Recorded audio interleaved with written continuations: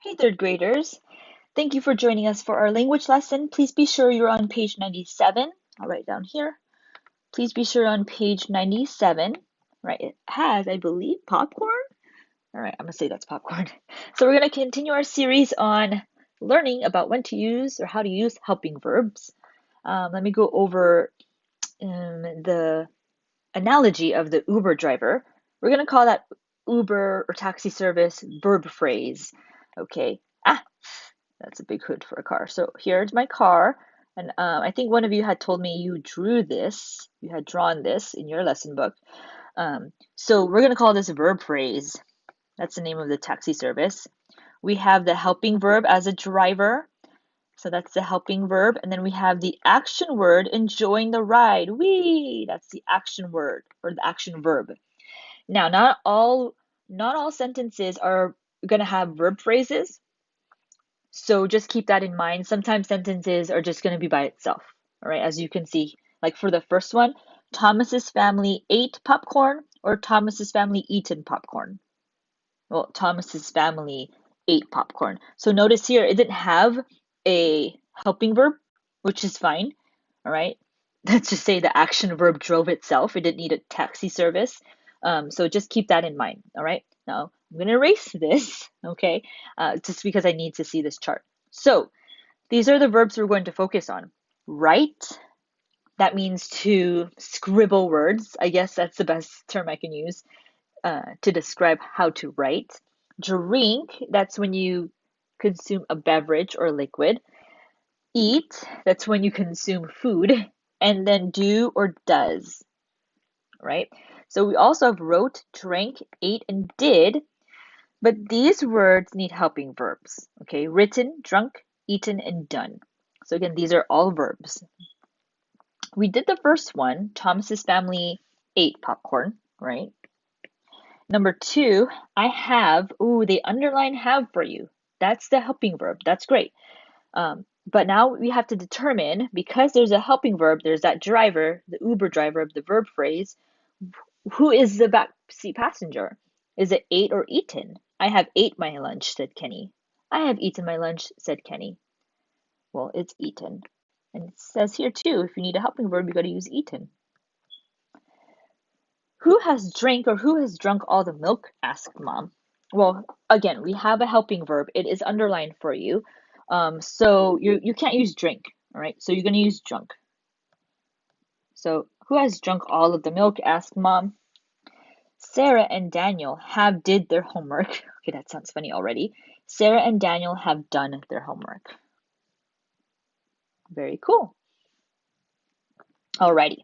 Now, just like what we've been doing all week long, I'm going to do some of this with you and then you'll do some on your own. Since there are 6 of these, we're going to just do the first 3 together and you'll do 4, 5, 6 on your own. Okay. So I'm going to keep this here so we can use it. And when we fill in the blanks, we have to use context clues. We have to look at the hints to determine what the proper verb is. So this year, number 1, this year we always blank lunch at 11:30 with the second graders. Lunch, you can say you either drank or ate lunch, but in this case, since generally speaking, you'll eat lunch. So this year we always eat lunch at 11:30 with the second graders. You're not gonna say this year we always ate lunch because well you can but you can probably say that when you're looking back at it like oh yeah in the past but since we're talking in the present tense form we'll use the verb eat. This year we always eat lunch at 11:30 with the second graders. Number 2, Lucas has blank in cursive for a few years. Okay, now cursive is a form of writing, so we have to use the verb write, but we can't use write. We have to use a different form of it. You know why? There's a helping verb. So if there's a helping verb, we'll use the word written. Lucas has written in cursive for a few years. You know what's ironic? I didn't write that in cursive. Let me do that again. I'm going to write it in cursive. Tiny, tiny, tiny eraser. tiny, tiny, tiny eraser. So I'm going to write in cursive. All right.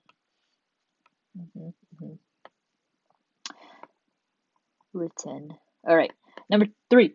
Lily and Emily blank their chores before dinner. Now there are two friends doing the chores. So that means, oh, I just said do. We are going to use do or does. Now, since there are two friends doing the chores, that means it's a plural subject. So, excuse me, our verb needs to not have an S in it. So it's not does, because you can't say Lily and Emily does their chores before dinner. It's do. Lily and Emily do their chores before dinner. Now you're going to try number 4, 5, and 6 on your own, and we'll discuss at our Zoom meeting. Alrighty. Proofreader marks. Ah, capital letters. All right, let's use hot pink or something. All right. I'm gonna do let's do number 4 and 3. Yeah, let's work backwards. Okay, so number 3. Yes, we played in the snow. Well, I'm going to capitalize the Y and yes at least. Start there. And since I started the sentence with yes, I do need a comma after yes. And then since it's a declarative sentence, I gotta put a period at the end. So boom. Good for you. Yes, we played in the snow. If you're excited about playing in the snow, go ahead and put that exclamation point, but I'm gonna leave it as a period for myself. Number 4. Remember to wear your mittens, said Mom. Ooh, now I don't know if you remember, but here's Mom.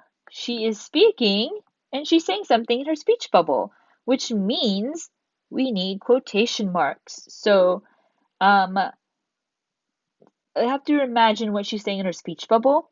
She's saying, remember to wear your mittens. So, let me do some erasing here, okay? Just do this, sorry. I'm going to put quotation marks around remember to wear your mittens. And then I'm going to capitalize the R in remember. Okay, because it's a sentence. Very good. Let me do this here. Snow. Let me review here.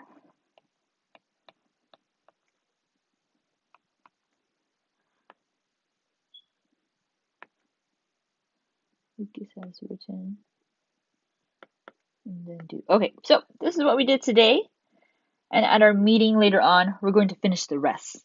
I kind of like doing that. It helps me to know that you understand the lesson. All right, then. Thank you very much, third graders. I'll see you at our meeting. And also, be sure to do those tests and quizzes on Jupyter when you're done with all your assignments. Okay, don't do all of them on one day. Take it one day at a time. Maybe do 2 today or 3 today and then 3 tomorrow. All right. Thank you very much, third graders. See ya.